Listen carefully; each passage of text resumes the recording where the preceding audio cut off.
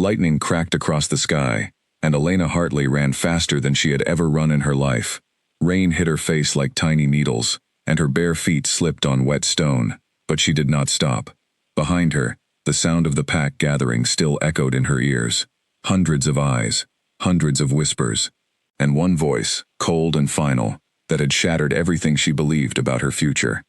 "I reject you, Elena. You are not fit to stand beside me." Those words from Marcus Bellwether, the alpha she had waited 3 years to marry, still burned through her chest, hotter than any lightning bolt. She had stood in front of the entire Hartley pack in her white ceremony dress, flowers still tucked behind her ear, when he turned to the crowd and spoke those 9 words that ended her life as she knew it. Now she was running through the mountains in a storm that seemed determined to swallow her whole. The wind howled between the rocks like something alive, something angry. Elena's lungs burned. Her legs had turned to lead an hour ago, but stopping meant facing the pack again, facing the pity in her mother's eyes, and the smug satisfaction hidden behind Marcus's family's polite condolences. She would rather face the storm. She did not know these mountains. She did not know where the path led, or if there even was a path.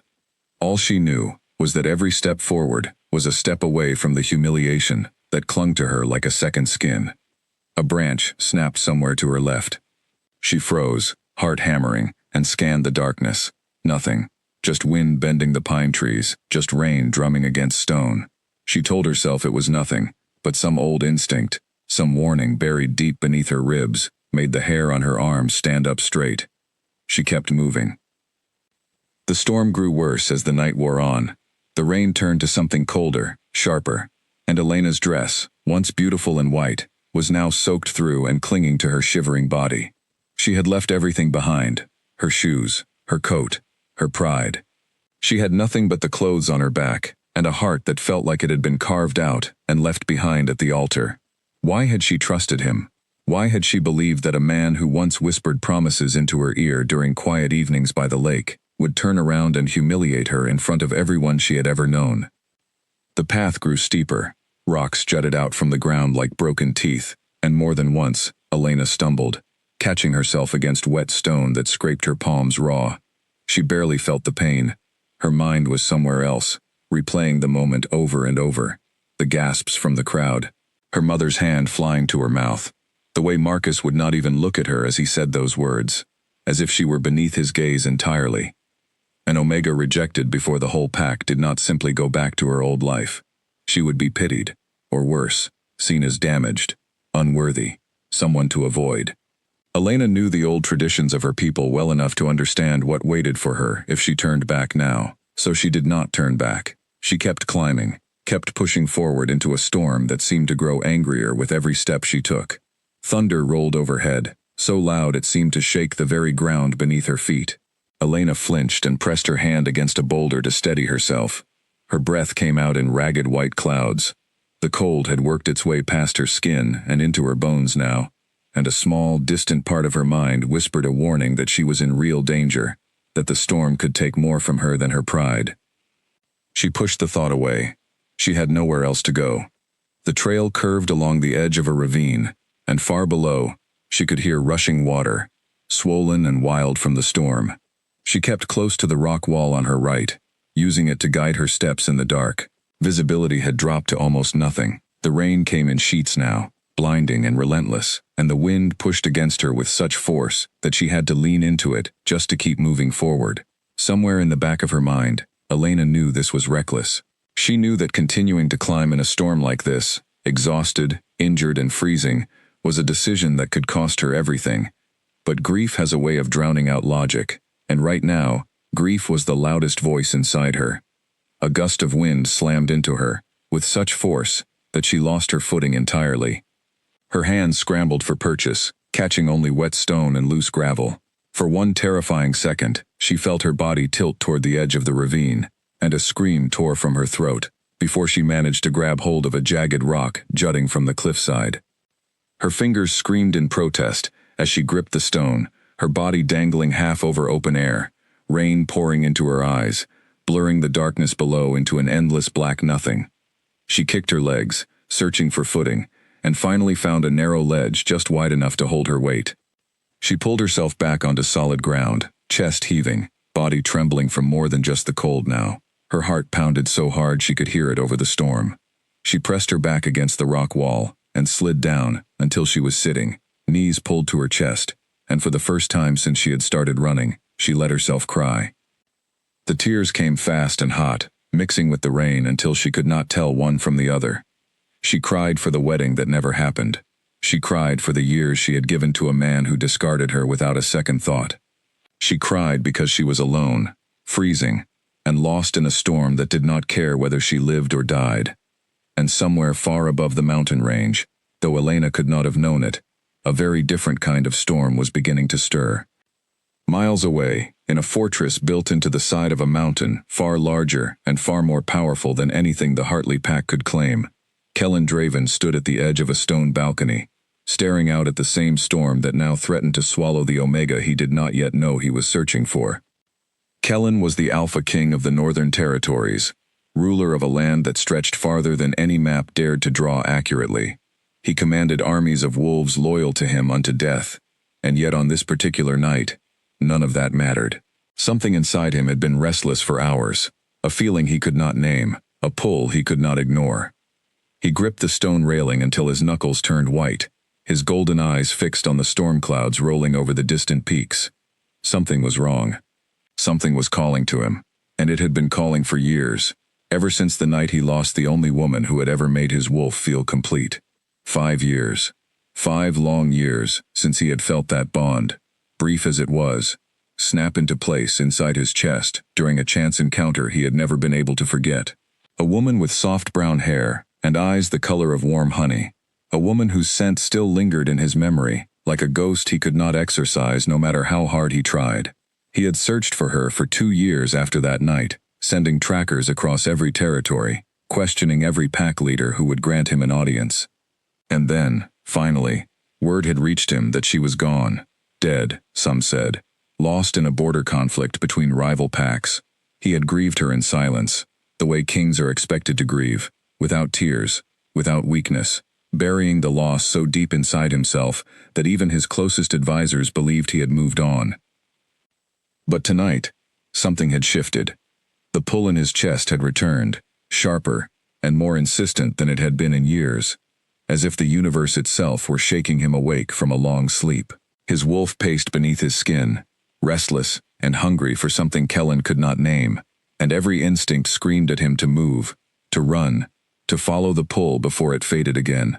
And yet here he stood, staring into a storm that seemed to be growing wilder by the minute, his entire body trembling with an urgency he had not felt in half a decade. "My king," a voice spoke from behind him, careful and respectful.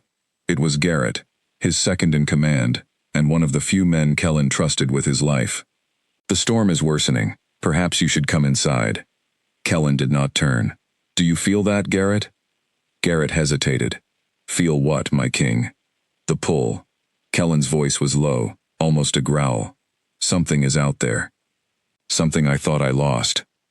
Garrett's brow furrowed with concern, though he said nothing. He had served Kellen long enough to know when his king was not speaking in riddles for the sake of mystery, but because he himself did not fully understand what was happening within him. "I need horses," Kellen said suddenly, turning from the balcony with fire in his eyes. "Now. My king. In this storm. Now, Garrett." There was no room for argument in his tone, and Garrett, though clearly uneasy, bowed his head and hurried away to carry out the order. Kellen remained on the balcony a moment longer, closing his eyes and letting the rain soak through his clothes as he focused every ounce of his attention on the strange, aching pull in his chest. It felt like a heartbeat that was not his own. It felt like a whisper carried on the wind, faint but unmistakable, calling him toward the mountains where the storm raged fiercest. His wolf clawed at the inside of his skin, desperate to run, desperate to follow the scent trail that memory alone could not explain. 5 years of silence, and now this. He did not believe in coincidences. Something had shifted in the world tonight, some old bond stirring back to life after being buried for so long that he had convinced himself it was gone forever. Whatever waited for him in that storm, Kellen intended to find it, no matter the cost. Within minutes, he was mounted on his horse, cloak whipping around him as thunder rolled overhead. Garrett rode beside him, along with 4 of his most trusted guards, all of them exchanging worried glances as their king led them directly into the heart of the storm without explanation. "Where are we going, my king?" one of the guards called out over the wind. Kellen did not answer. He did not know the answer. All he knew was the direction the pull was leading him, deeper into the mountains, toward a ravine where the storm burned brightest, toward a fate he thought had slipped through his fingers 5 long years ago. Back on the mountainside, Elena had forced herself back onto her feet. Crying would not save her from the cold, and if she stayed still much longer, the storm would finish what her broken heart had started. She pressed forward, one hand trailing along the rock wall for balance, her body shaking uncontrollably now from the cold that had settled deep into her bones. She did not know how much farther she could go. Her vision had begun to blur at the edges, the world tilting strangely with each step, and a heavy exhaustion pulled at her limbs like invisible weights. She told herself to keep moving.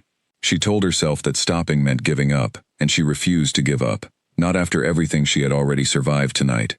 But her body had other plans. Her foot caught on a loose stone, and this time there was no rock to catch her fall. She went down hard, her knee striking the ground, pain shooting up through her leg, in a way that made stars burst behind her eyes. She tried to push herself back up, but her arms trembled and gave out beneath her.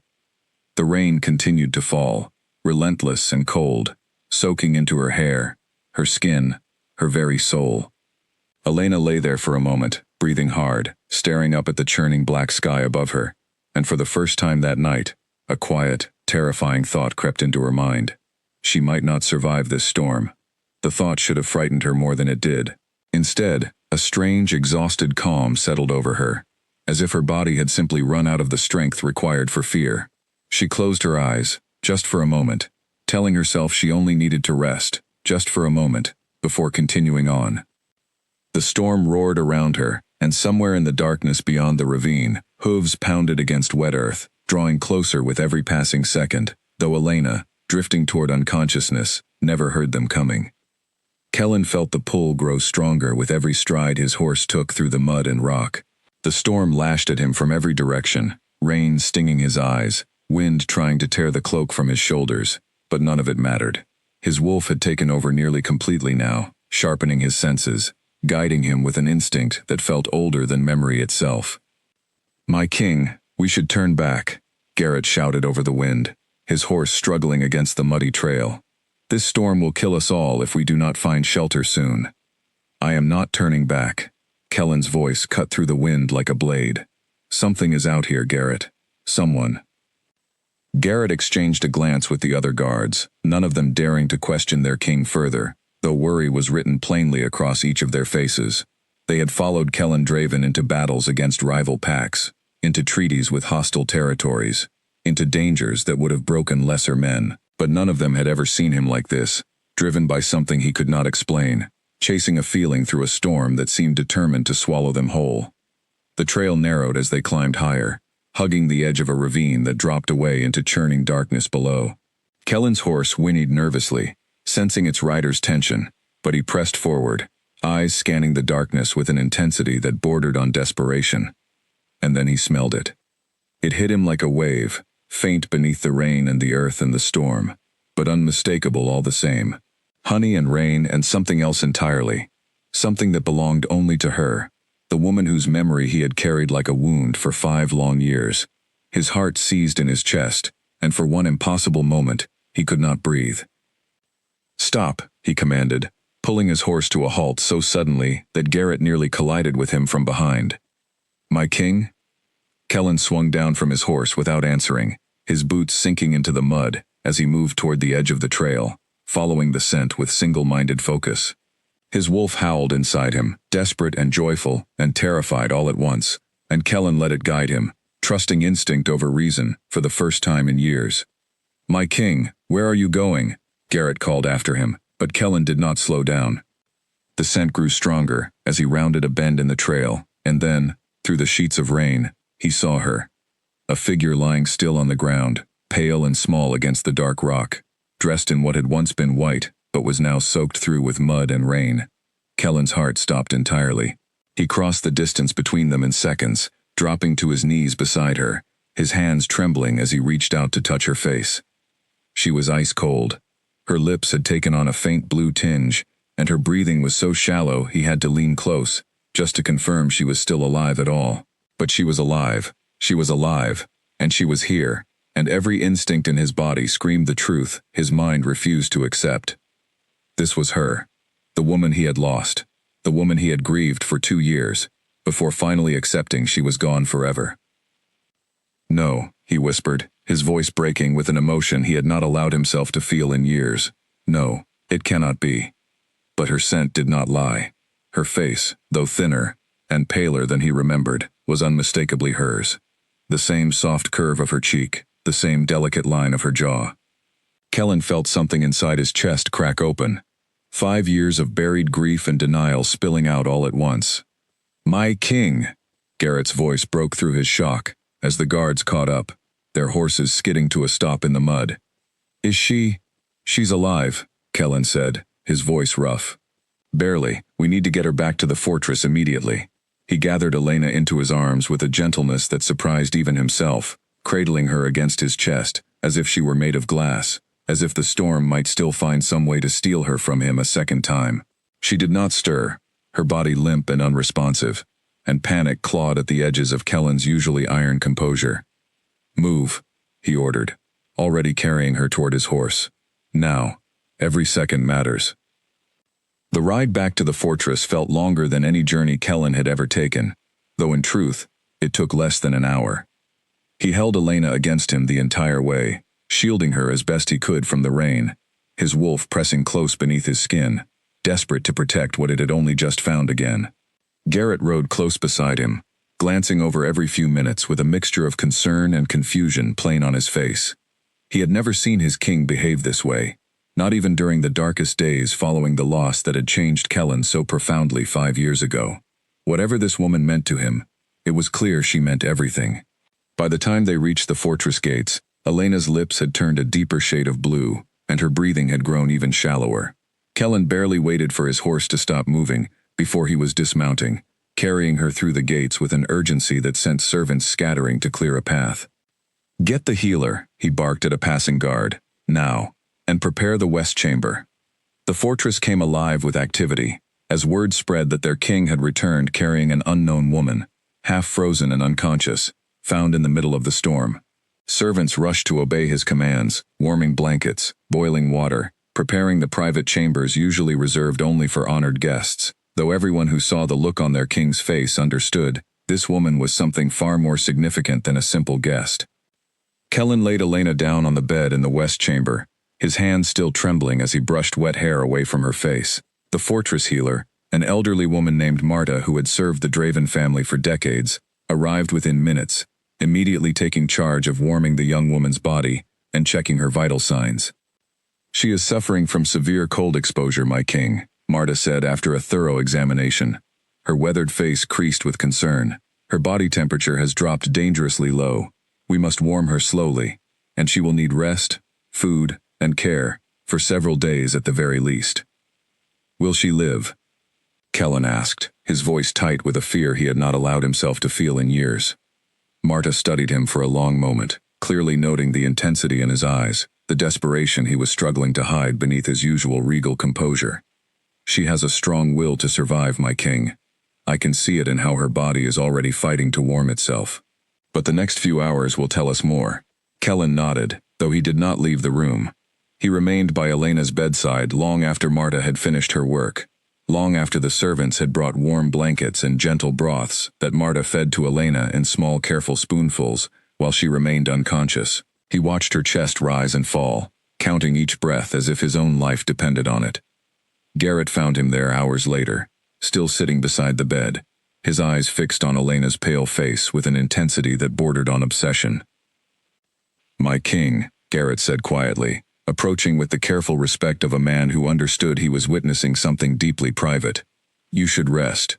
The healer says she is stable now. She will likely sleep through the night." "I am not leaving her," Kellen said without turning. Garrett hesitated, studying his king's profile in the dim candlelight. "Who is she? You have not explained, and the entire fortress is asking questions I do not know how to answer." Kellen was silent for a long moment, his jaw tight, his hands clasped so tightly together that his knuckles had gone white. When he finally spoke, his voice carried a weight Garrett had never heard from him before. 5 years ago, before I became king, I met a woman during a diplomatic journey through the Southern Territories. We spoke only once, briefly, at a gathering neither of us was meant to attend. But in that single moment, something happened between us that I have never been able to explain to anyone, not even myself. Garrett's eyes widened slightly, understanding beginning to dawn. A bond. Yes. Kellen's voice was barely above a whisper. A mate bond, formed in an instant, the way the old stories describe it. I searched for her for 2 years after that night, but every trail went cold, every lead disappeared into nothing, and then word reached me that she had died in a border skirmish between rival packs. You believed she was dead. I mourned her as dead, Kellen corrected, his voice thick with old grief. I buried that part of myself, Garrett. I told myself it was the only way to move forward, to rule as I needed to rule, without being consumed by a loss I could not undo. And now? Kellen finally turned to look at his friend, his golden eyes bright with an emotion so raw, it made Garrett's chest ache in sympathy. Now she is lying in that bed, alive, 5 years after I gave up hope of ever seeing her again. Tell me, Garrett, how am I meant to explain something I do not understand myself? Garrett had no answer for that. He simply placed a steadying hand on Kellen's shoulder, offering silent support in the only way he knew how. The two men remained there in comfortable silence, watching over the sleeping woman whose sudden reappearance had upended everything Kellen Draven believed about his own past. Outside, the storm continued to rage against the fortress walls, though inside the west chamber, warmth slowly returned to Elena's frozen body, her breathing growing steadier with each passing hour. She did not know it yet, curled beneath layers of warm blankets in a stranger's bed, but the life she had run from in despair had led her directly into the arms of the very bond she believed she had lost forever, long before Marcus Bellwether had ever entered her life at all. Dawn was still hours away when Elena's fingers twitched against the sheets, the first small sign that her body was beginning to fight its way back from the edge of the darkness that had nearly claimed her. Pain came first, a dull throb behind her eyes, followed by a strange, heavy warmth that felt entirely unfamiliar after hours spent shivering in the cold. Elena's eyelids fluttered open slowly, her vision blurred and unfocused, and for a long moment she could not remember where she was, or how she had come to be lying in a bed so soft it felt like floating on clouds. The room around her was unlike anything she had ever seen. High stone ceilings arched overhead, carved with intricate patterns she did not recognize. Heavy tapestries hung along the walls, depicting wolves running beneath a full moon, their craftsmanship so fine that even in her disoriented state, Elena understood she was somewhere far grander than the modest halls of the Hartley pack. She tried to sit up, and pain shot through her knee where she had fallen the night before, the memory returning to her in fragmented pieces, the storm, the running, the fall.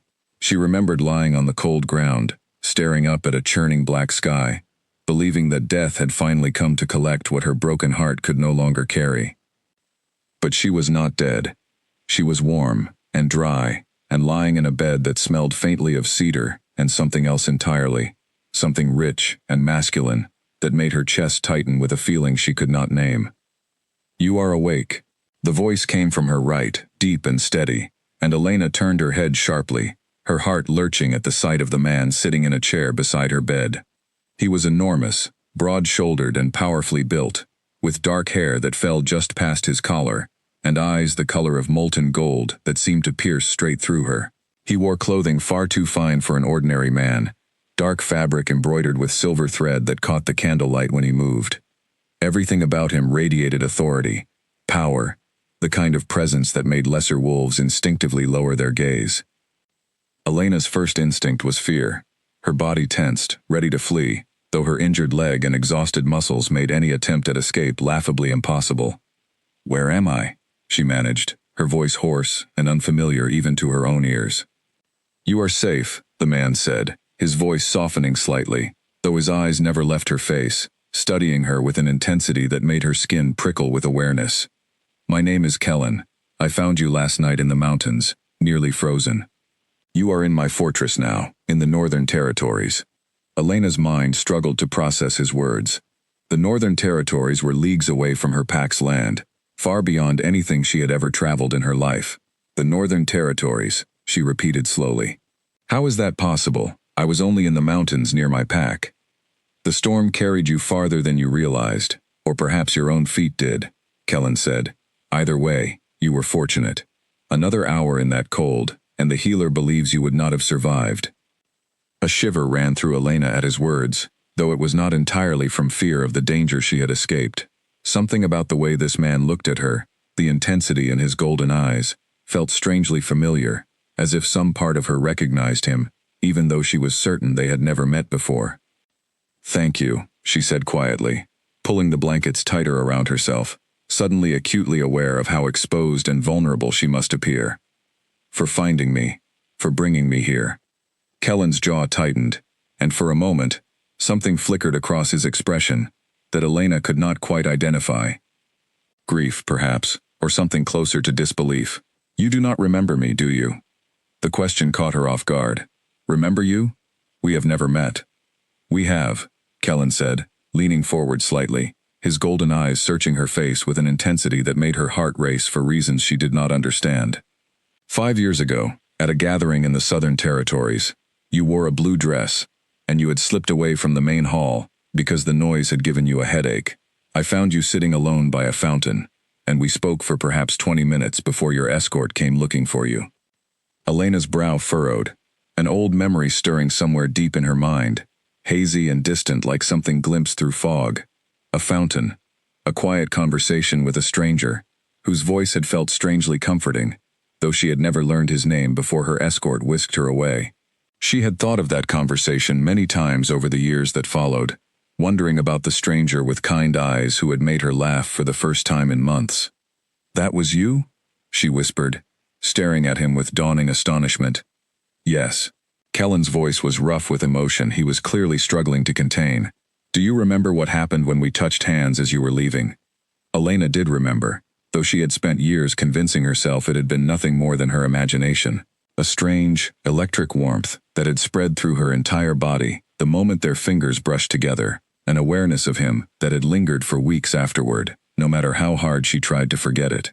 I thought that was just... She trailed off, unable to finish the thought. A bond, Kellen finished for her, his voice barely above a whisper. A mate bond, Elena. I searched for you for 2 years after that night. I sent trackers across every territory, and then I was told you had died in a conflict between rival packs. Elena's chest tightened painfully. I did not know. I never knew anyone was searching for me. I went home that night, and my father arranged my betrothal to another alpha only weeks later. I never told anyone what happened at that fountain, because I thought I had imagined it. Someone lied to both of us, Kellen said, his voice hardening with barely restrained anger. Someone made certain we never found each other again, and I intend to discover exactly who was responsible. Elena said nothing for a long moment, her mind racing to process everything he had told her. A bond formed 5 years ago, buried and forgotten, only to resurface now, on the very night her entire world had collapsed around her. It felt impossible, and yet the warmth spreading through her chest as she looked at him felt more real than anything she had experienced with Marcus during their entire courtship. I was rejected, she said quietly, the admission spilling out before she could stop it. Last night. By my betrothed, in front of my entire pack. That is why I was running through the storm. I had nowhere else to go, and I did not care what happened to me anymore. Something dark passed behind Kellen's golden eyes, his hands curling into fists at his sides. He rejected you. In front of everyone, Elena confirmed, her voice cracking slightly despite her efforts to remain composed. He said I was not fit to stand beside him. I do not even understand why. I gave him everything I had, everything I was, and he discarded me as though I meant nothing at all. Kellen's expression had grown dangerously still, the kind of stillness that Elena instinctively recognized as barely contained fury. Marcus Bellwether is a fool, he said, his voice low and controlled, despite the anger burning behind his eyes. Any alpha who would reject someone like you does not deserve to call himself a leader. Elena blinked in surprise at the fierce protectiveness in his tone. unsure how to respond to a stranger, however fated, defending her so fiercely against a man she had known her entire life. "You do not even know me," she said softly. "Not really. We spoke for 20 minutes 5 years ago." "I know enough," Kellen said, his voice softening again as he studied her face. "I know that my wolf has never stopped searching for you, even after I convinced myself you were gone. I know that finding you alive last night, after everything I believed, has shaken me more deeply than anything has in years. And I know that whatever happened between us at that fountain was not imagination, Elena. It was real, and it still is." Elena's heart pounded in her chest, torn between the instinctive pull she felt toward this man and the raw, fresh wound of her rejection the night before. She had trusted Marcus for years, believed in a future with him, only to have it destroyed in a single humiliating moment. How could she possibly trust her own instincts now, when they had failed her so completely before? "I do not know what to think," she admitted honestly. "Everything happened so fast. Last night I believed my life was over, and now I am waking up in a fortress I have never seen, being told that a bond I thought I imagined was real all along. It is a great deal to accept in a single morning." Kellen nodded slowly, understanding evident in his expression, despite the urgency Elena could sense simmering beneath his calm exterior.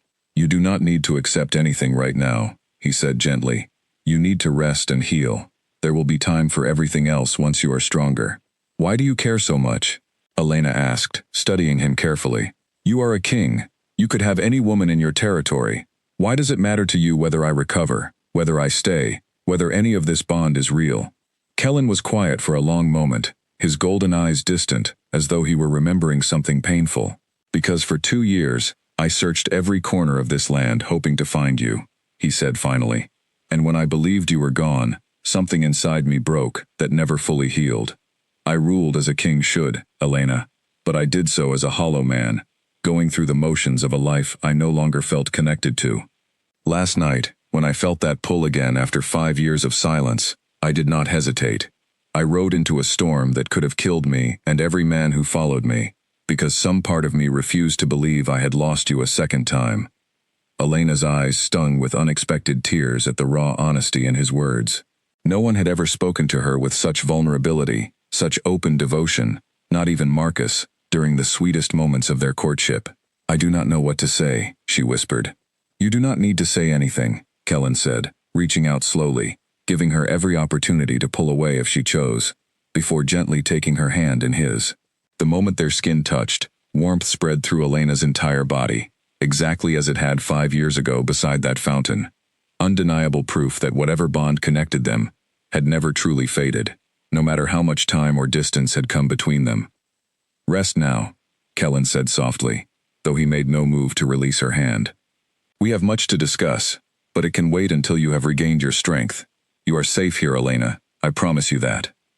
Elena studied his face for a long moment, searching for any sign of deception, any hint that this too might end in humiliation and heartbreak.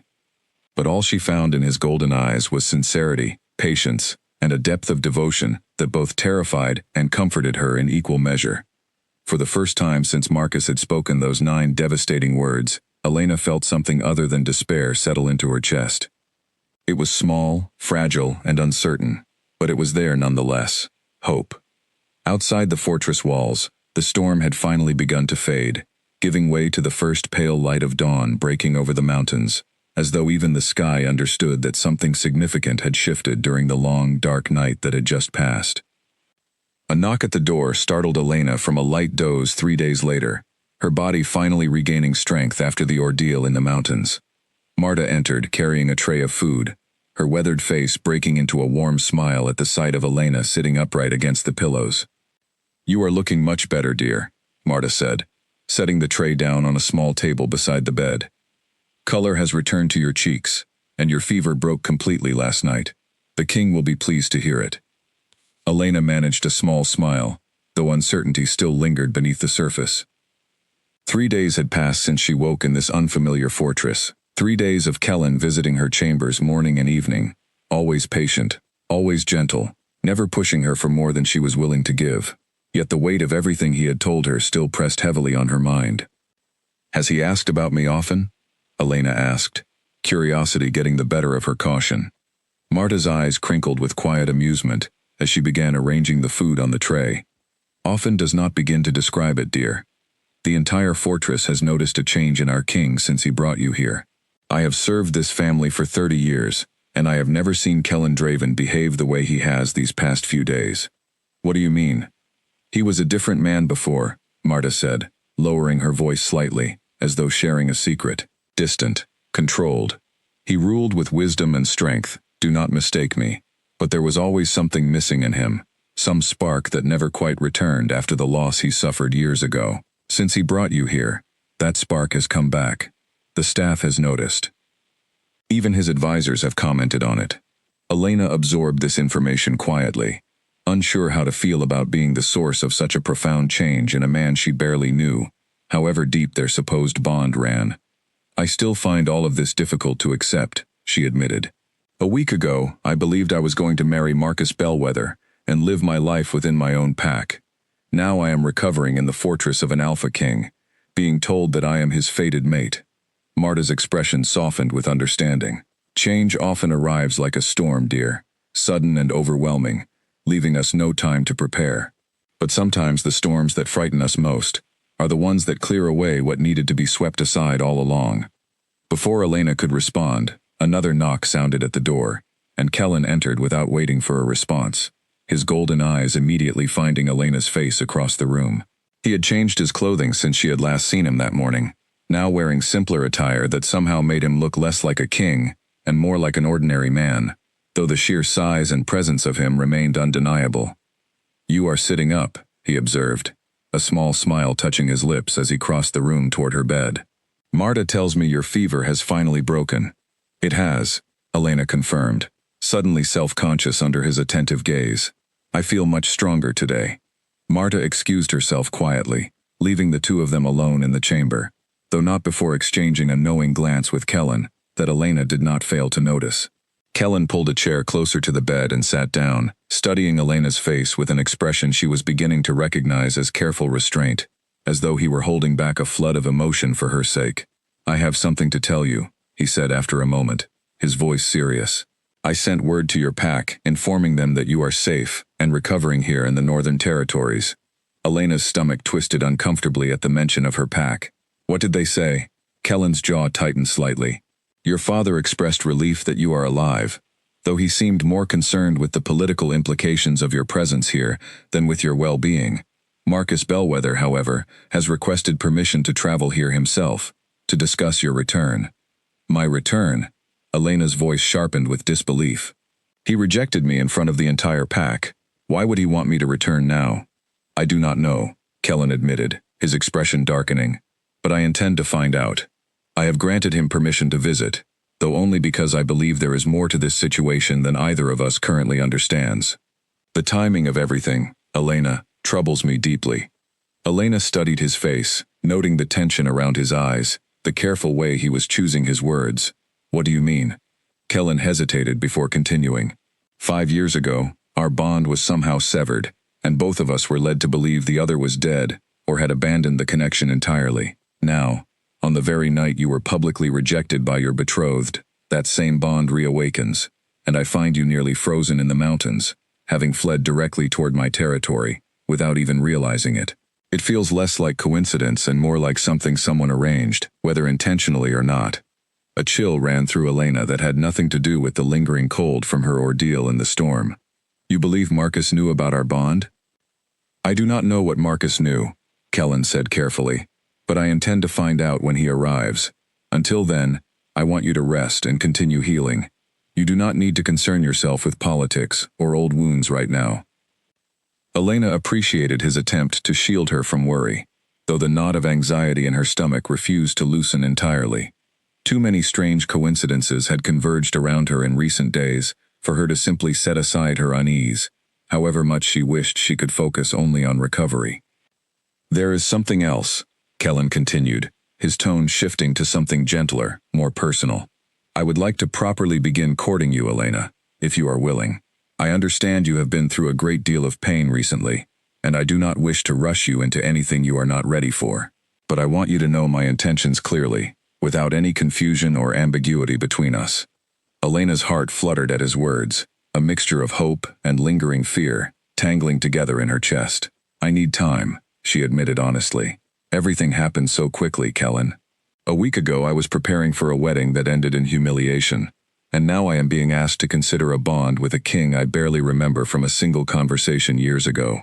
I want to trust what I feel when I am near you, but I am afraid of being hurt again.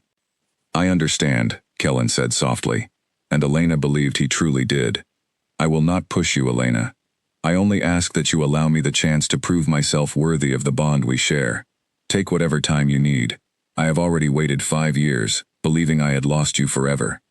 I can wait a while longer to earn your trust properly. His patience, so different from the impulsiveness and cruelty she had experienced with Marcus, touched something deep within Elena that she had not realized was still capable of feeling hope.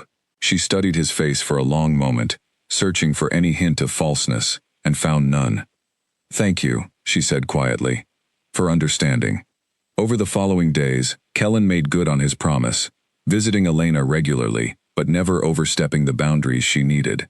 He brought her books from the fortress library, knowing she loved to read, and spent hours simply talking with her about everything and nothing, slowly rebuilding the connection that had been interrupted 5 years ago beside that fountain.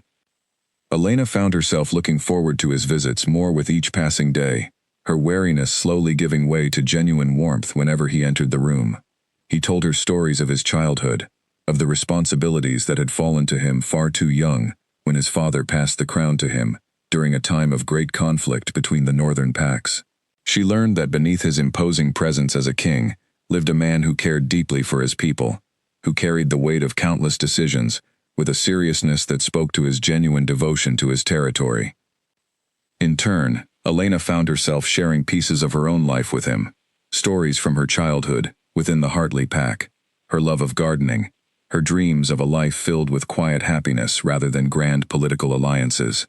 Kellen listened to every word with an attentiveness that made her feel truly seen for the first time in years, a stark contrast to the way Marcus had always seemed distracted whenever she spoke of anything beyond their upcoming wedding plans. One evening, nearly 2 weeks after Kellen had found her in the storm, Elena finally felt strong enough to walk through the fortress gardens with him, her injured knee healed enough to support gentle exercise. The gardens were beautiful, filled with flowers she did not recognize from her homeland, carefully tended paths winding between tall trees that provided cool shade from the afternoon sun. This place is beautiful, Elena said, breathing in the scent of blooming flowers as they walked slowly along the path. I did not expect a fortress to have gardens like this. My mother designed them, many years ago, Kellen said, a note of fondness in his voice. She passed when I was young, but my father maintained her gardens exactly as she left them, and I have continued that tradition since becoming king. It feels like a way of keeping a piece of her alive within these walls. That is lovely, Elena said softly, touched by the sentiment. I am sorry you lost her so young. Thank you, Kellen said, glancing at her with an expression that held both gratitude and something deeper, something Elena was beginning to recognize as genuine affection growing steadily between them. She would have liked you, I think. She always said the right person would come along when I least expected it, and that I would recognize them the moment I found them. Elena's cheeks warmed at his words, and for a moment, walking beside him through gardens filled with blooming flowers, she allowed herself to imagine a future entirely different from the one she had lost. A future built not on humiliation and rejection, but on patience, trust, and a bond that refused to be broken, even by years of separation and lies. As they reached a small stone bench overlooking the mountains in the distance, Kellen paused, turning to face her fully. Elena, I know you asked for time, and I intend to honor that, but I need you to know something before Marcus arrives tomorrow. Elena's stomach tightened at the reminder of the impending visit. What is it? Whatever happens during his visit, whatever explanations he offers or demands he makes, you belong to no one but yourself, Kellen said firmly. I will not allow anyone to pressure you into a decision, including myself. Your happiness matters more to me than any political alliance or old obligation. I need you to trust that, no matter what tomorrow brings. Elena studied his face, moved by the sincerity in his golden eyes, and for the first time since the storm had carried her into his life, she felt certain of one thing at least. Whatever happened next, she was no longer facing it alone. The morning Marcus Bellwether arrived, the fortress felt different, tension threading through every hallway like an invisible current. Elena stood at the window of her chambers, watching a small procession of horses approach through the main gates, her heart pounding painfully against her ribs at the sight of the familiar dark-haired Alpha dismounting near the entrance. She had not seen him since the night of her rejection, had not heard his voice since he uttered the words that shattered her entire future in front of everyone she had ever known. Now he stood within the walls of Kellen's fortress, and Elena found herself gripping the windowsill tightly, unsure whether the emotion rising within her was fear, anger, or some tangled combination of both. A soft knock sounded at her door, and Kellen entered without waiting, his expression carefully controlled, though Elena could see tension coiled tight beneath his composed exterior. "He has arrived," he said unnecessarily, joining her at the window. "I saw," Elena replied quietly. "I do not understand why he has come, Kellen. He made his feelings toward me perfectly clear." "That is precisely what troubles me," Kellen said, his jaw tight. "A man who rejects someone so publicly does not typically travel across territories to reclaim what he discarded so easily. Something is not right about this entire situation, and I intend to discover exactly what." Elena nodded, though anxiety continued to churn in her stomach as they made their way toward the main hall where Marcus waited. She had expected to feel weak, vulnerable, perhaps even tempted to fall back into old patterns of seeking his approval. Instead, walking beside Kellen through the grand corridors of his fortress, she felt something entirely different. Strength, perhaps, or the beginnings of it. The main hall was vast, with high vaulted ceilings and long windows that let in streams of morning light. Marcus stood near the center of the room, flanked by 2 guards from his own pack, his expression carefully neutral, though Elena could see the calculation behind his dark eyes the moment they landed on her. "Elena," Marcus said, stepping forward with an expression that might have looked like relief to anyone who did not know him as well as she did. "Thank the moon you are alive. When word reached us that you had fled into the storm, I feared the worst." "You feared the worst after rejecting me in front of the entire pack?" Elena asked, her voice steadier than she expected, carrying none of the tremor that would have colored her tone only weeks earlier. Marcus's expression flickered, something uncomfortable passing behind his eyes, before he composed himself again. "That was a mistake, Elena, a terrible mistake, that I have regretted deeply since the moment the words left my mouth. I have come to ask for your forgiveness, and to bring you home, where you belong." Beside her, Elena felt Kellen tense, though he remained silent, allowing her the space to respond first. "Where I belong," Elena repeated slowly. "And where exactly is that, Marcus? Because a week ago, you made it very clear that I did not belong beside you." "I was wrong," Marcus said, his voice taking on a pleading quality that Elena had never heard from him before, not even during their years of courtship. "I allowed pressure from my advisors to cloud my judgment. They convinced me that our bond was not strong enough, that I deserved someone of higher standing. But I have realized since that night how foolish that thinking was." Elena studied his face carefully, searching for sincerity, and finding only the same careful calculation she had noticed the moment he entered the hall. "That is not what changed your mind, is it?" she said quietly. "Something else happened, something that made you realize I was worth reclaiming after all." Marcus's composure cracked slightly, a flash of something dangerous passing behind his eyes, before he managed to smooth his expression once again. "I do not know what you mean." "I believe you do," Kellen interjected finally, his voice carrying the unmistakable authority of a king accustomed to commanding rooms far larger than this one. "Word travels quickly between territories, Marcus Bellwether.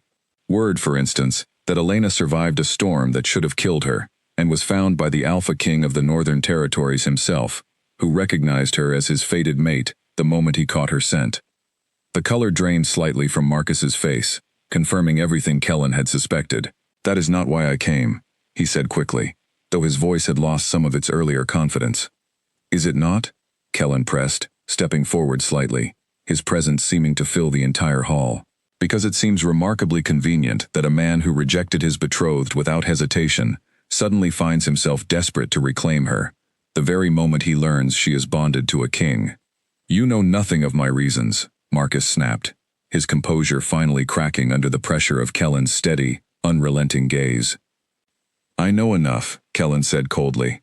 "I know that 5 years ago, Elena and I formed a bond that was somehow interrupted with both of us led to believe the other was dead.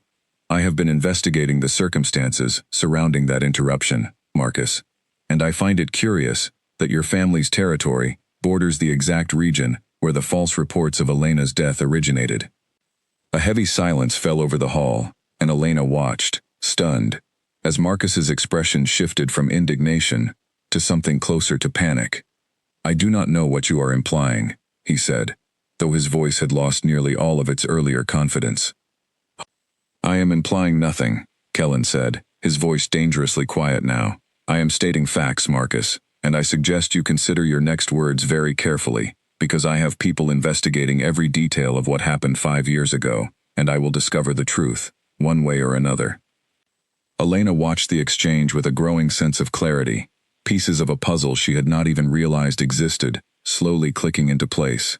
Marcus had always seemed strangely insistent on speeding up their betrothal all those years ago, pressuring her father to finalize arrangements far more quickly than tradition typically demanded. At the time, she had believed it was simply eagerness, perhaps even affection. Now, standing in this hall, watching him squirm under Kellen's relentless scrutiny, she began to wonder if there had been something far more calculated behind his urgency. "Marcus," Elena said quietly, her voice carrying a new steadiness that surprised even herself, "did you know about my bond with Kellen 5 years ago?" Marcus's eyes flickered toward her, something like guilt briefly crossing his features before he schooled his expression back into careful neutrality. "I do not know what you are suggesting, Elena." "Answer the question," Kellen said, his voice carrying an edge of command that made even his own guards straighten slightly where they stood near the entrance. Marcus's jaw tightened, his hands curling into fists at his sides. "This is beneath a king, threatening a fellow alpha in his own territory. You are the one who chose to travel here uninvited, demanding the return of a woman you publicly humiliated only days ago," Kellen replied, his tone remaining perfectly controlled despite the barely concealed fury simmering beneath his words. "I suggest you answer the question before my patience runs entirely dry." The tension in the hall stretched unbearably thin, Marcus's guards shifting uneasily near the entrance, clearly uncertain whether to intervene on behalf of their alpha or remain silent in the presence of a king whose authority far exceeded their own. Elena held her breath, watching Marcus's face for any sign of the truth she suspected lay just beneath the surface. "Fine," Marcus finally bit out, his composure shattering entirely. "Yes, I knew about the bond. My father learned of it through contacts in the Southern Territories shortly after that gathering 5 years ago. He believed it would bring shame upon our family if word spread that Elena had formed a connection with an unknown alpha before our betrothal was finalized, so he arranged for false reports to reach both of you, ensuring the bond would never be completed." Elena felt the room tilt slightly around her, the confirmation of what she had begun to suspect landing like a physical blow, despite having braced herself for it. "You knew," she whispered. "All these years, you knew that Kellen was searching for me, that our bond had been deliberately severed, and you said nothing." "I convinced myself it did not matter," Marcus said, though his voice lacked any real conviction. "I told myself that our betrothal was a stronger match politically, that whatever bond you shared with a stranger you met once would fade with enough time." "And when it did not fade," Kellen said coldly, "when you realized Elena still felt something incomplete within her that no amount of courtship could satisfy, you rejected her publicly, rather than admit the truth of what your family had done." Marcus said nothing, his silence confirming everything Kellen had already deduced. Elena stared at the man she had once believed she would spend her entire life beside, seeing him now with a clarity that made her wonder how she had ever failed to notice the calculation hidden behind his charming exterior. "Why come here now?" she asked quietly. "If you knew all of this, why travel across territories to reclaim me, after everything your family did?" Marcus's expression twisted with something like desperation. "Because I realized my mistake too late, Elena. I should never have listened to my father's schemes, and now that you are bonded to an Alpha King, I understand what I have truly lost. Not just a wife, but an alliance far more valuable than anything my father originally sought to protect." The raw honesty of his admission, however self-serving, confirmed everything Elena needed to understand about the true nature of the man standing before her. He had never valued her for who she was, only for what she could provide him, whether through their original betrothal, or now through her unexpected bond with a king. Leave, Elena said, her voice steady and clear, carrying a strength she had not possessed when she stood before her pack weeks earlier. You had your chance to be honest with me, Marcus, and you chose deception instead. I have no interest in anything you have to offer now. Marcus's face darkened, though one glance at Kellen's expression, promising violence should he attempt any further argument, was enough to convince him that pressing the matter further would end poorly for him. He gave a stiff, resentful bow before turning and striding from the hall, his guards hurrying to follow him back toward the fortress gates. Once he had gone, Elena finally allowed herself to release the breath she had been holding, her hands trembling slightly as the full weight of the revelation settled over her. Kellen turned to her immediately, concern replacing the cold fury that had dominated his expression only moments before. "Are you all right?" he asked gently, reaching out to steady her. "I do not know," Elena admitted honestly. 5 years of my life were shaped by a lie I never knew existed. My entire betrothal, my rejection, everything that led me to that storm, all of it traces back to a deception, orchestrated to keep us apart.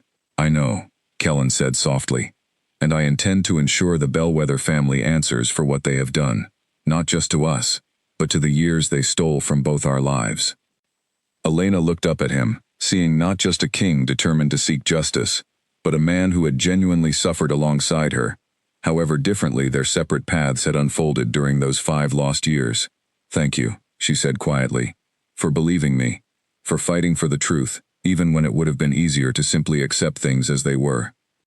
"I could never simply accept losing you again," Kellen said, his voice carrying a depth of emotion that made Elena's heart ache in the best possible way. "Not after everything we have already survived to find our way back to each other." The days following Marcus's departure passed in a strange, quiet blur for Elena. She spent long hours in the fortress library, poring over old letters and records that Kellen's advisors had begun gathering as part of the investigation into the Bellwether family's deception. Slowly, a clearer picture of the conspiracy began to emerge, each new document adding another painful layer to a betrayal that had shaped 5 years of her life, without her ever knowing it existed. "Here," said Garrett, entering the small study, where Elena sat surrounded by papers one afternoon, a fresh stack of documents in his hands. These were recovered from a courier who once served the Bellwether household. He was willing to speak, once assured of his own safety.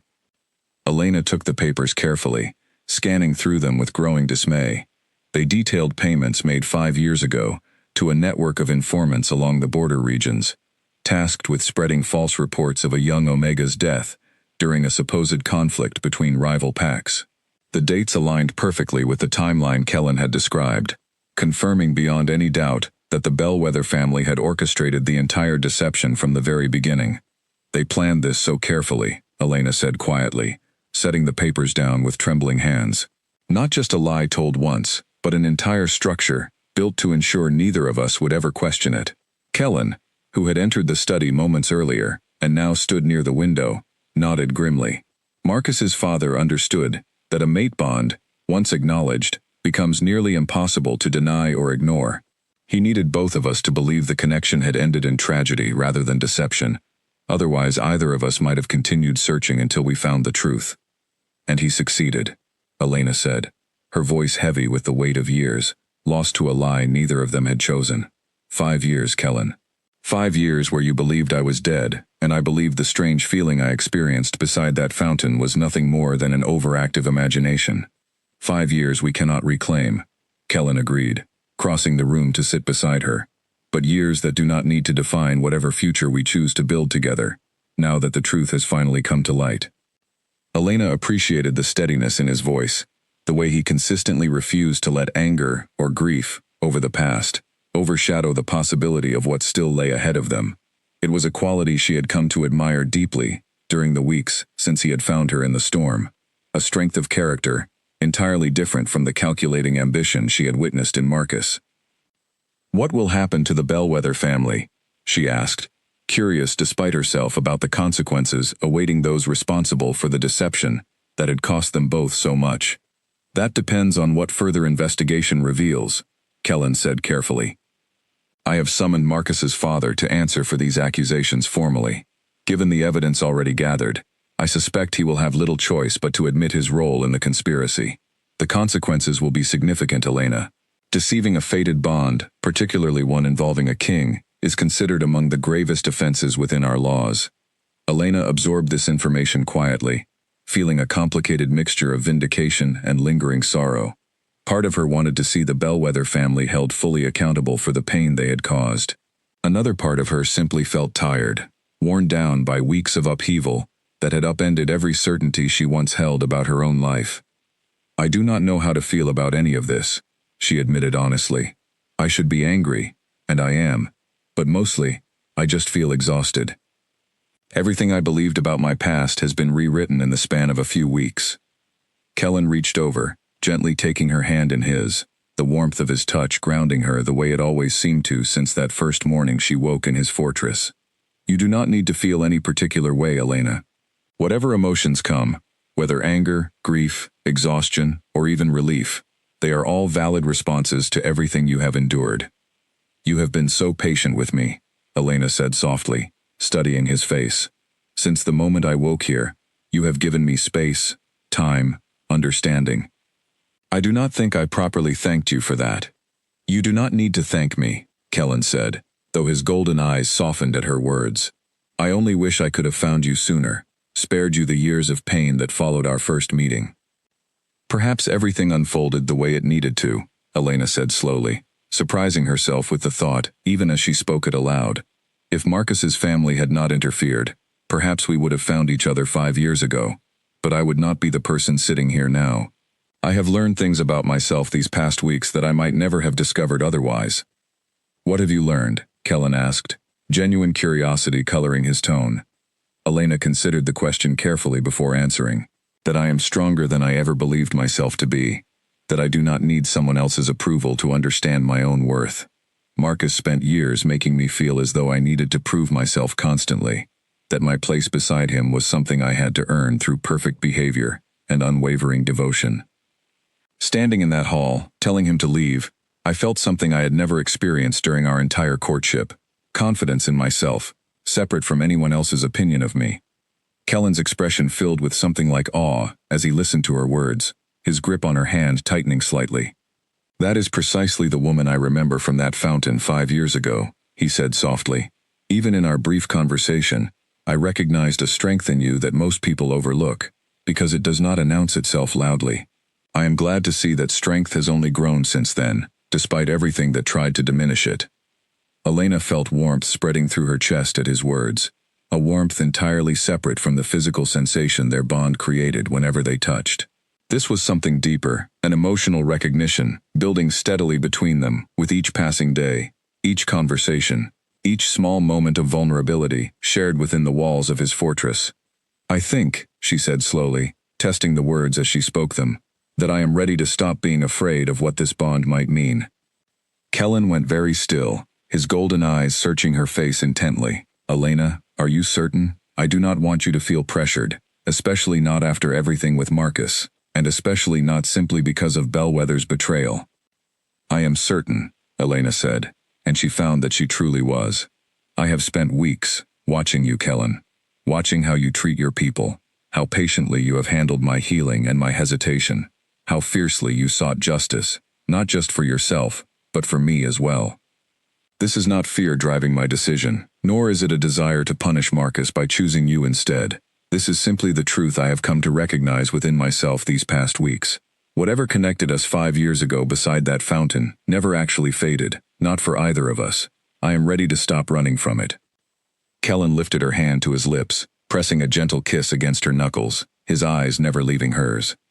"Then I promise you, Elena Hartley, that I will spend every day proving myself worthy of the trust you are choosing to place in me. Whatever the Bellwether family stole from us, we will build something even stronger in its place." Outside the study window, autumn had begun settling over the northern territories, golden light filtering through changing leaves in the fortress gardens below. Elena watched the scenery for a long moment, feeling a sense of peace she had not experienced in longer than she could remember, before turning back to meet Kellen's steady, devoted gaze. Whatever challenges still lay ahead, whatever consequences awaited the Bellwether family, whatever adjustments Elena would need to make in embracing a life so different from anything she had once imagined for herself, She found herself facing the future not with dread, but with a quiet, growing sense of hope that had felt impossible only weeks earlier, lost and freezing in a storm that had somehow led her exactly where she needed to be. Lord Bellwether arrived at the fortress a week later, summoned formally by the Alpha King to answer for the conspiracy that had unraveled 2 lives 5 years earlier. Elena stood beside Kellen in the throne room this time, no longer hidden away in her chambers or uncertain of her place within these walls. She wore a gown of deep green, a gift from Kellen that made her feel, for the first time since her rejection, genuinely beautiful, rather than simply presentable.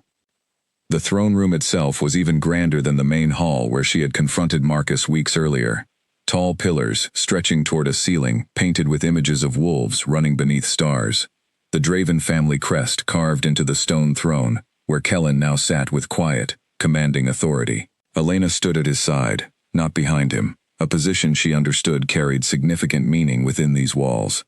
Lord Bellwether entered, flanked by 2 guards of his own, his expression carefully neutral, though Elena could see the tension in his shoulders, the wariness in his eyes, as he took in the assembled advisors and guards lining the throne room.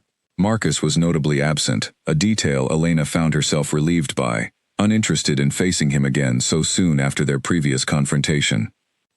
"Lord Bellwether," Kellen said, his voice carrying easily through the vast chamber, "you have been summoned to answer for accusations of conspiracy against a fated bond, specifically, the deliberate deception of myself and Elena Hartley regarding the nature and continuation of our connection 5 years ago."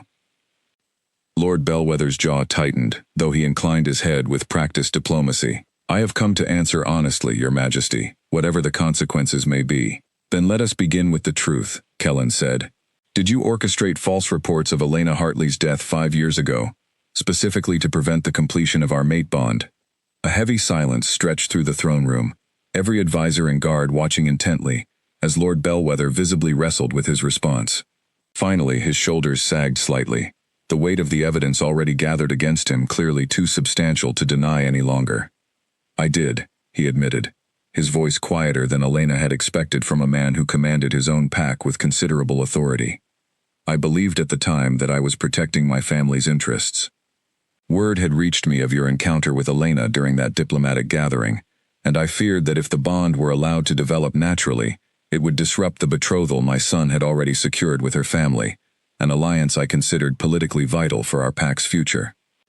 "So you chose deception over honesty," Kellen said coldly, condemning both myself and Elena to years of grief and confusion, all to preserve an alliance built on falsehood. "I understand the gravity of my actions, Your Majesty," Lord Bellwether said, though his voice lacked genuine remorse, carrying instead the resigned tone of a man calculating the political cost of his exposure, rather than truly reckoning with the human cost of his deception.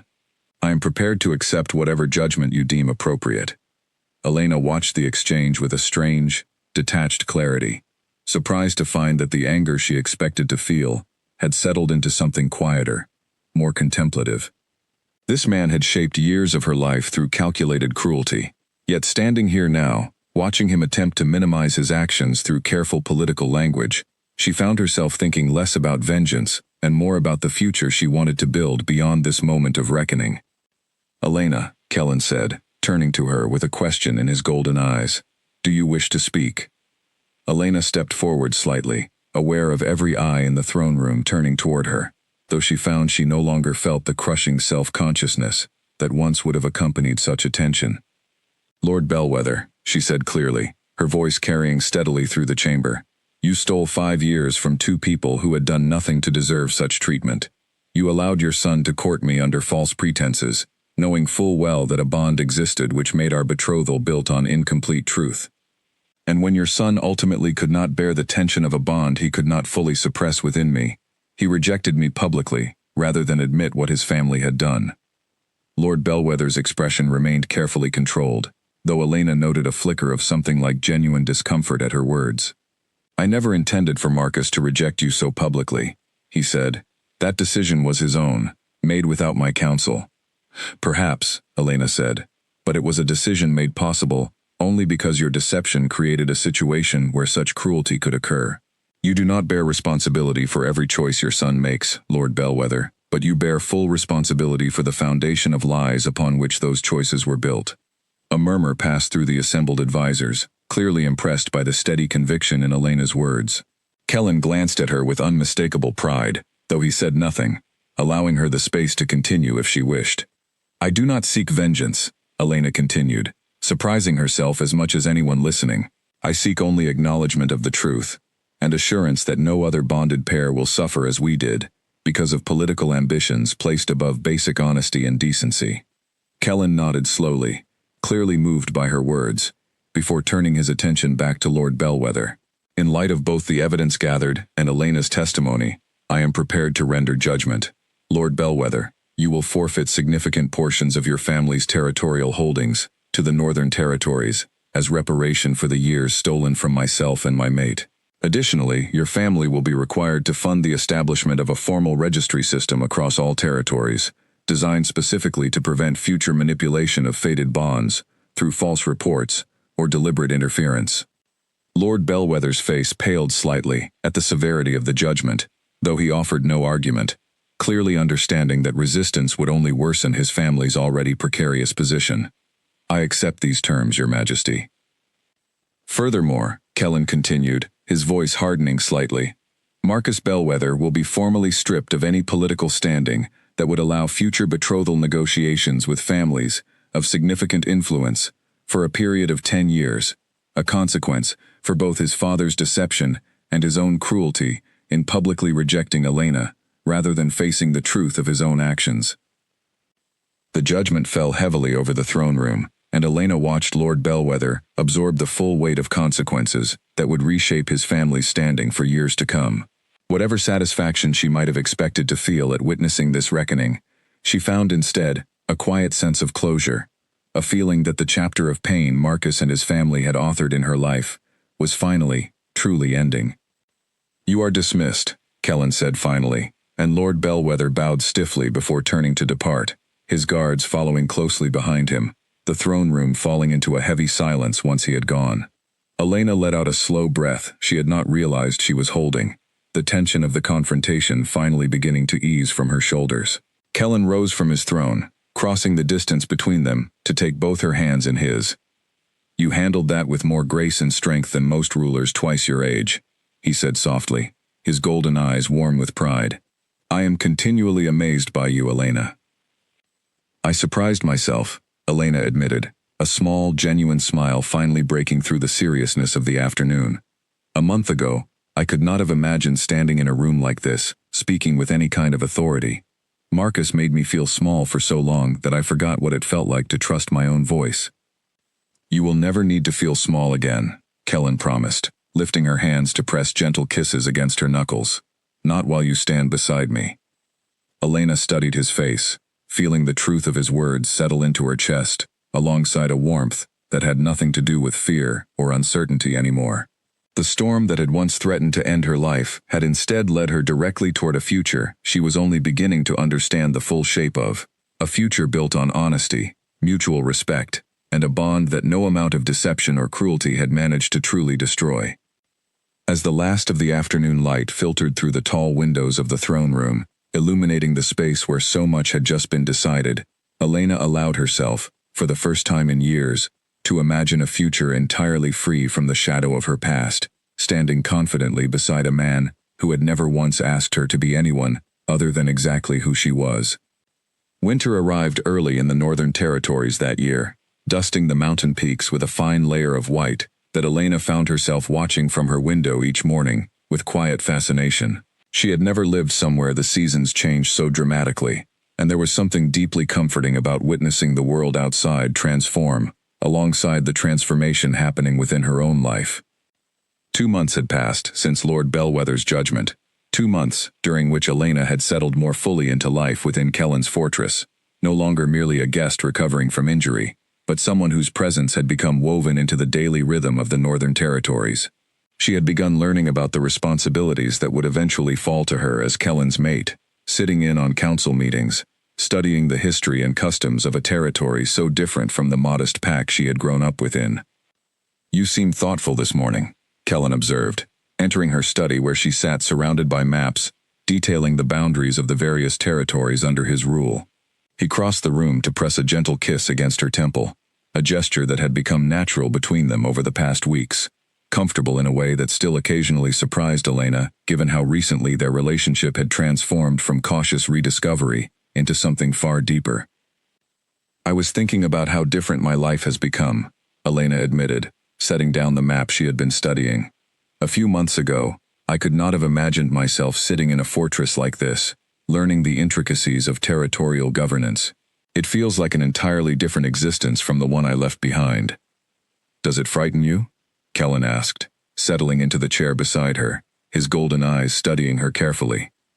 "No," Elena said, and found that she meant it completely. "It excites me, actually. I never realized how much I enjoyed learning, until you gave me the opportunity to study things beyond simple household management. Your advisors have been remarkably patient in explaining the political relationships between the different territories." "They have grown quite fond of you," Kellen said with a small smile. "Garrett mentioned just yesterday that you asked more insightful questions during the border negotiations discussion than half his advisors combined." Elena laughed softly, warmth spreading through her chest at the compliment. "I simply find it fascinating, understanding how everything connects, how decisions in one territory ripple outward to affect so many others." Kellen reached over, taking her hand in his expression growing more serious, despite the warmth still lingering in his eyes. "Elena, I have been meaning to discuss something with you, something I have perhaps been delaying longer than I should have, out of concern for rushing you." Elena's heart quickened slightly at the shift in his tone, though the fear that once would have accompanied such uncertainty had long since faded, replaced instead by simple curiosity about what he wished to discuss. "What is it?" "The bonding ceremony," Kellen said carefully. "Our mate bond has existed for months now, growing stronger with each day we spend together. Yet we have not formally completed the ceremony that would solidify our connection before the pack and before the moon herself. I do not wish to pressure you, but I find myself wondering if you feel ready to consider such a step." Elena considered his words carefully, searching within herself for any lingering hesitation, any remnant of the fear that had once made her cautious about trusting anything related to bonds and betrothals. She found, to her genuine surprise, that no such hesitation remained. "I am ready," she said simply, watching as relief and joy flooded across Kellen's features in equal measure. "I have been ready for some time now, Kellen. I think I was simply waiting for you to ask, uncertain whether raising the topic myself might seem too forward, given everything we have already navigated together." "You could never be too forward with me," Kellen said, his voice rough with emotion, as he lifted her hand to press a lingering kiss against her palm. "I have wanted nothing more, since the moment you woke in my fortress, than to formally claim the bond we share. But I refuse to rush you into anything, after everything Marcus put you through." "I know," Elena said softly, "and I am grateful for your patience, but I do not need protecting from this decision any longer. I want this, Kellen. I want to stand before your pack, before the moon, and formally accept the bond that connected us 5 years ago, regardless of everything that tried to keep us apart." Kellen's expression filled with a joy so profound it took Elena's breath away, the golden warmth in his eyes reflecting exactly what she felt building within her own chest. "Then let us plan a ceremony worthy of everything we have overcome to arrive at this moment." The weeks that followed passed in a whirlwind of preparation, the fortress coming alive with activity, as staff began arranging every detail of the upcoming bonding ceremony. Elena found herself swept up in decisions about everything from the ceremonial garments she would wear to the arrangement of the great hall where the bonding would take place before the assembled pack and visiting dignitaries from neighboring territories. Marta became an invaluable guide throughout the process, sharing stories of previous bonding ceremonies held within the Draven family across generations, explaining traditions that stretched back centuries within the northern territories. "Your gown must honor both the moon and your own heritage," Marta explained one afternoon, unrolling several bolts of fabric across a long table for Elena's consideration. "Something that reflects who you were before arriving here, woven together with who you are becoming as Kellen's mate." Elena ran her fingers over a deep silver fabric that shimmered like moonlight itself, immediately drawn to its subtle beauty. "This one," she said, though perhaps with some detail, reflecting the Hartley pack as well. Despite everything that happened, they are still my family, my heritage. A wise choice, Marta agreed, already sketching design ideas that would incorporate both the silver moonlight fabric favored by Draven tradition and subtle embroidered details reflecting the forest green typically associated with the Hartley Pack's own heritage. As preparations continued, Elena also found herself reconnecting cautiously with her own family, sending careful letters to her mother, who had remained largely silent since the night of her rejection, uncertain how to navigate a relationship with a daughter whose circumstances had changed so dramatically. To Elena's relief, her mother responded with genuine warmth, expressing both apology for not defending her more forcefully during Marcus's rejection, and excitement at the prospect of witnessing her daughter's bonding ceremony to an Alpha King.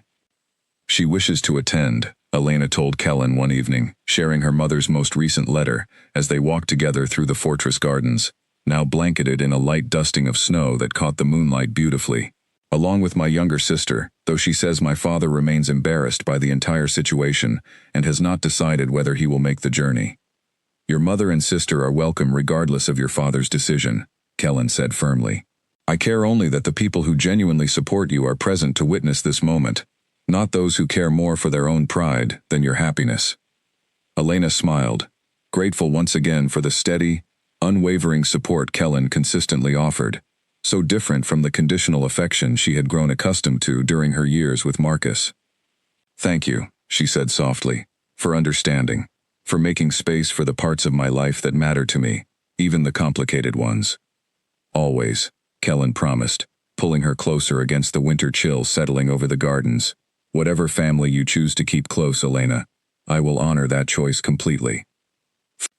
As the night of the ceremony finally approached, Elena stood in her chambers being dressed by Marta and several other attendants, the silver and green gown fitting her perfectly, embroidered with delicate patterns that seemed to shift and shimmer whenever she moved.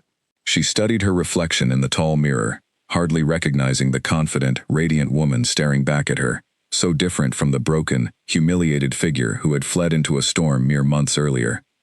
You look every inch a queen already, Marta said softly, adjusting a final strand of Elena's hair, which had been woven with small silver ornaments that caught the candlelight beautifully.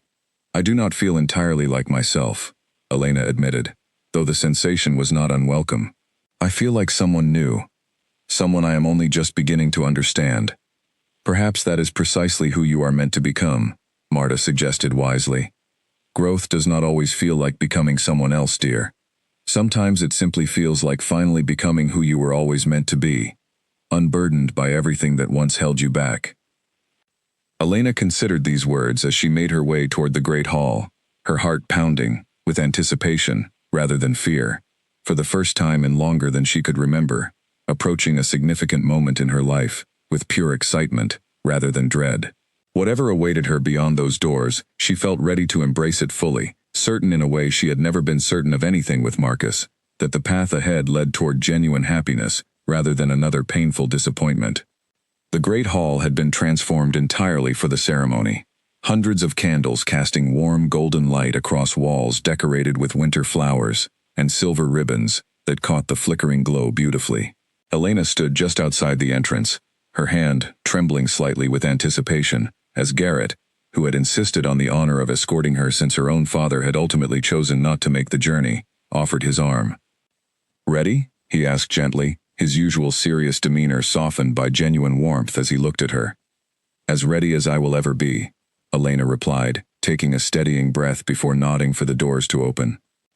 The great hall fell into hushed silence as Elena entered, hundreds of eyes turning toward her, though this time, unlike the humiliation she had experienced during her rejection months earlier, every gaze held admiration and warmth rather than pity or judgment. She walked slowly down the center aisle, her silver and green gown flowing elegantly with each step, her eyes fixed on Kellen, who stood waiting at the far end of the hall, beneath an archway decorated with winter blooms. He looked magnificent, dressed in formal ceremonial attire that emphasized his commanding presence, his golden eyes locked onto her with an intensity that made her heart race pleasantly rather than nervously. As she drew closer, she noticed the emotion clearly visible on his face, pride and joy, and something deeper still, a devotion that had only grown stronger with each passing month they had spent together. Elena spotted her mother and younger sister seated near the front of the hall, both women beaming with unmistakable pride and happiness, tears glistening in her mother's eyes as she watched her daughter approach the altar where her future awaited. The sight brought unexpected emotion to Elena's own eyes, grateful beyond words that her family, at least the parts that truly mattered, had chosen to witness this pivotal moment in her life. When she finally reached Kellen, Garrett released her arm with a warm smile, stepping back to join the assembled crowd, as Elena took her place beside the man who had rescued her from a storm that had nearly claimed her life, only to give her an entirely new one in its place. The pack elder who would officiate the ceremony stepped forward, an elderly wolf named Cassius whose weathered face carried the wisdom of decades spent honoring the sacred traditions of the Northern Territories. "We gather here tonight," he began, his voice carrying easily through the silent hall, "to witness the formal completion of a bond, forged 5 years ago, beneath circumstances neither party could have anticipated. A bond that survived deception, separation, and grief, only to re-emerge stronger than the forces that once sought to sever it entirely." Elena felt Kellen's hand find hers, his fingers intertwining with her own, as Cassius continued speaking of the sacred nature of fated bonds, of the moon's role in connecting souls across distance and circumstance, of the rare strength required to maintain faith in something so easily doubted when faced with apparent loss. "Kellen Draven," Cassius said, turning toward the king, "do you accept Elena Hartley as your mate, promising to honor, protect, and cherish the bond between you, through whatever challenges the future may bring?" "I do," Kellen said, his voice steady and clear, carrying an unmistakable conviction that resonated through every corner of the hall. "I have searched for her across years and territories, and I will spend every remaining day of my life proving myself worthy of the bond we share." "Elena Hartley," Cassius continued, turning to face her, "do you accept Kellen Draven as your mate, promising to honor, protect, and cherish the bond between you, through whatever challenges the future may bring?" Elena looked into Kellen's golden eyes, seeing reflected there everything she had come to understand about genuine love these past months: patience without pressure, strength without cruelty, devotion without conditions. "I do," she said, her voice ringing clear and confident through the silent hall. "Whatever tried to keep us apart failed, and I choose this bond freely, with my whole heart." A murmur of joy rippled through the assembled crowd as Cassius nodded, satisfied, before gesturing for them to complete the final, most sacred portion of the ceremony. Kellen gently tilted Elena's head, exposing the curve of her neck, and she felt no fear as he leaned close, only anticipation for the moment that would formally seal a connection that had endured 5 years of separation and deception. The bite came gentle but sure, a brief flash of sensation that quickly transformed into a warmth unlike anything Elena had ever experienced, the bond between them settling into place with a completeness that felt like coming home after years of wandering lost. She returned the gesture moments later, feeling Kellen's entire body relax against her as their connection finally, truly solidified beneath the watchful eyes of the moon and the assembled pack. When they finally stepped back from each other, both slightly breathless with the intensity of the moment, the great hall erupted into celebration, cheers and applause echoing off the high stone ceilings as Cassius pronounced them formally bonded before pack and moon alike.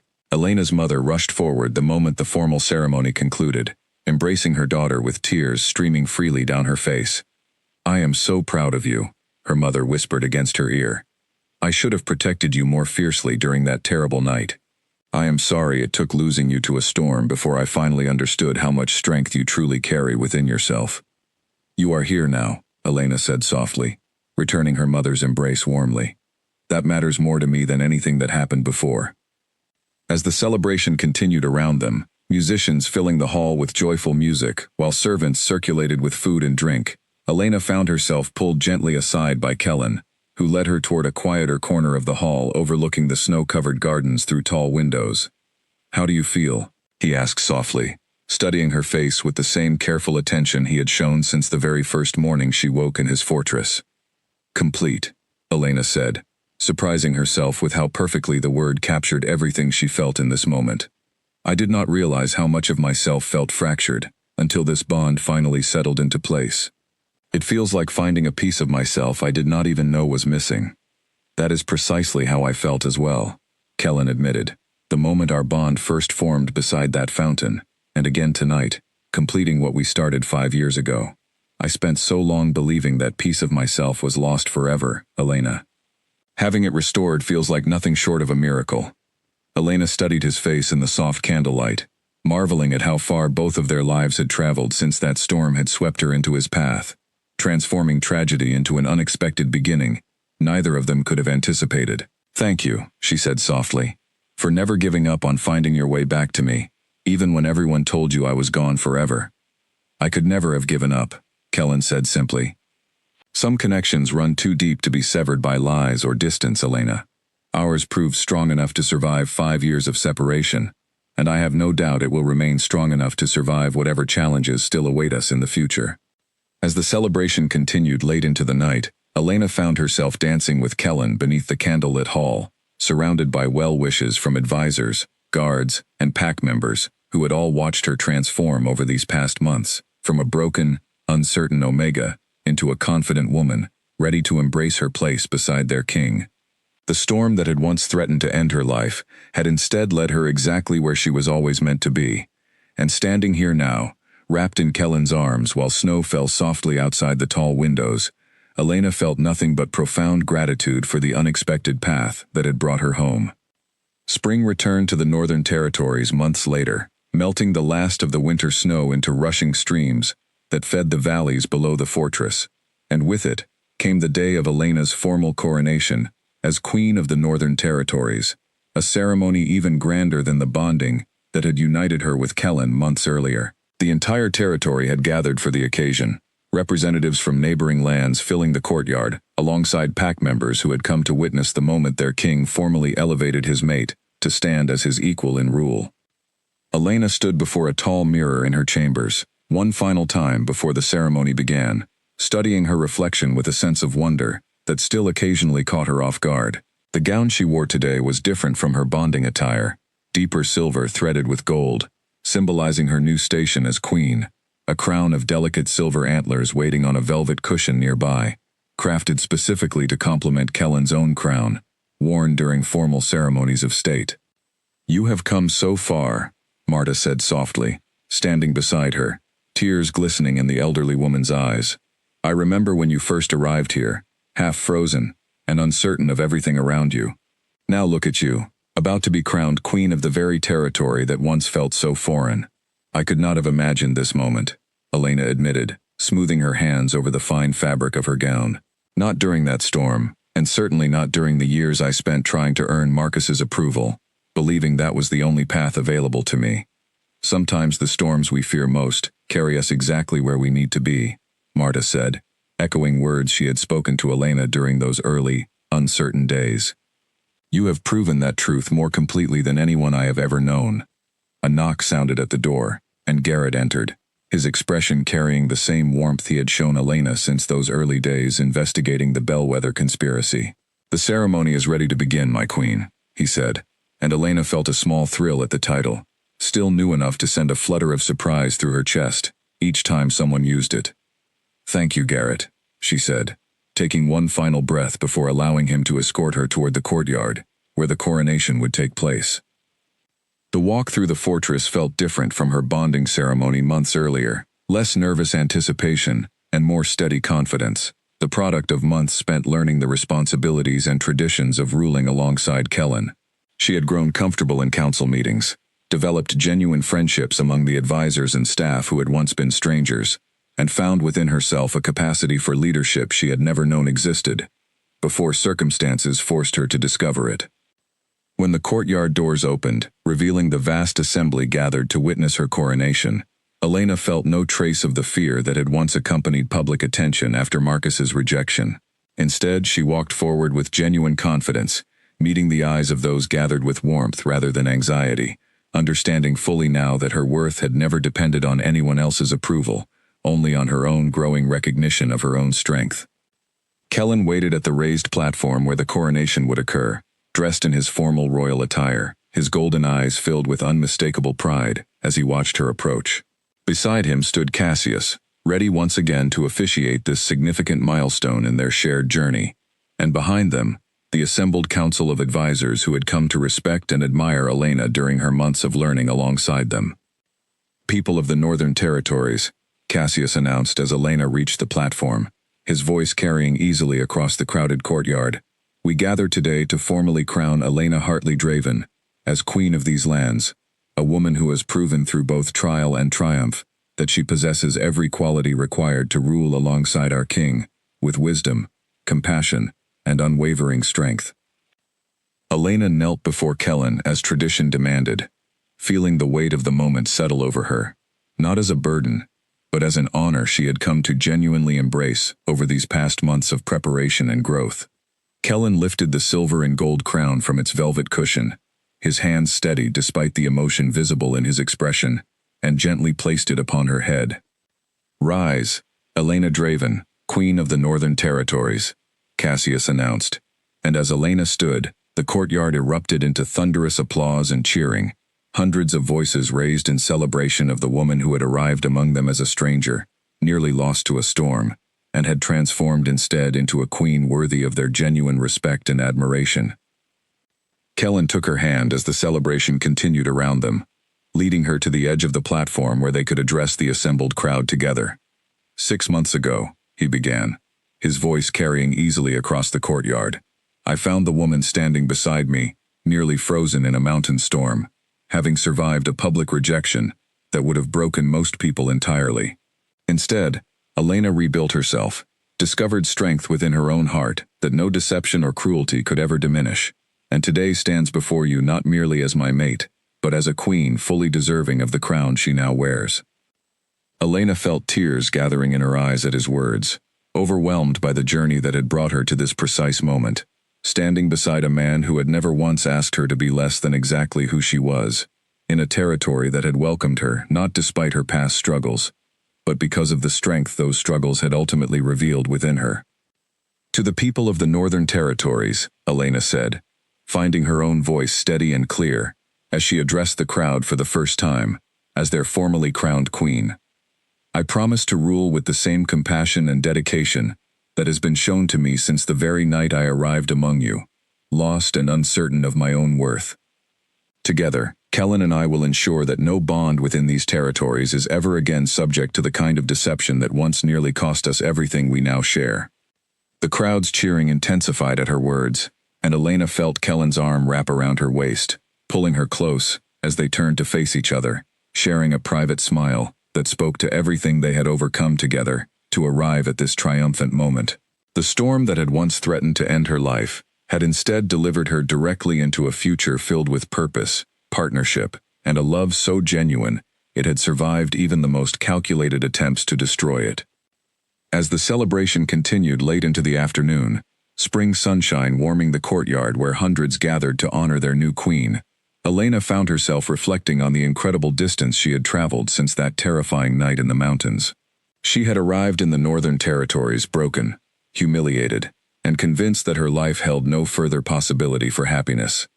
She left that chapter of pain behind entirely now, standing crowned and confident beside a king who had never stopped searching for her, even when the entire world insisted she was lost forever.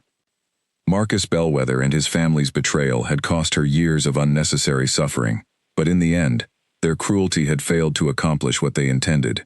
Instead of destroying the bond between Elena and Kellen, their deception had merely delayed an inevitable reunion, one that arrived precisely when both of them were finally ready to embrace it fully, stronger and wiser for everything they had separately endured during those lost years. That evening, as the celebrations finally began winding down, and the courtyard emptied of well-wishers returning to their homes throughout the territory, Elena stood with Kellen on the same balcony where he had first felt the pull that led him into the storm searching for her, months earlier. The mountains stretched before them, no longer threatening or foreboding, but simply beautiful in the fading evening light, a testament to the journey that had led them both to this moment of genuine happiness. "Do you regret anything?" Kellen asked softly, wrapping his arms around her from behind, as they watched the sun set over the peaks that had once nearly claimed her life. Elena considered the question carefully before answering, thinking of Marcus's cruelty, the Bellwether family's calculated deception, the years of grief both she and Kellen had separately endured, believing the other, lost forever. No, she said finally, and found that she meant it completely. Every painful moment led me here, to this exact place, standing beside exactly the person I was always meant to find. I would not trade that outcome, even knowing everything that came before it. Kellen pressed a gentle kiss against her temple, his arms tightening around her as the last light of day faded behind the mountains. Then let us build a future worthy of everything we survived to reach this moment, he said softly. Together, as equals, for as long as the moon allows us to remain bonded. Elena turned in his embrace, meeting his golden eyes with a smile that carried none of the fear or uncertainty that had once defined her, only genuine, unshakable happiness. Together, she agreed, for however long the moon allows, and beyond. As darkness settled fully over the northern territories, stars beginning to emerge across the clear spring sky, Elena Draven stood confidently beside her king, her queen, her fated mate, finally home after a storm that had carried her exactly where she was always destined to be.